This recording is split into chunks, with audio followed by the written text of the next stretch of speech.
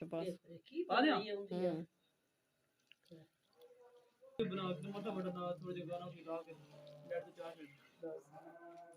ਪਤਾ ਦਾ ਠੀਕ ਹੈ ਜਿਵੇਂ ਅੱਗੇ ਗਲਾ ਇੰਜ ਹੁੰਦਾ ਸੀ ਵਿੱਚ ਆ ਜ਼ਿਆਦਾ ਹੌਲੀ ਹੌਲੀ ਆਉਂਦਾ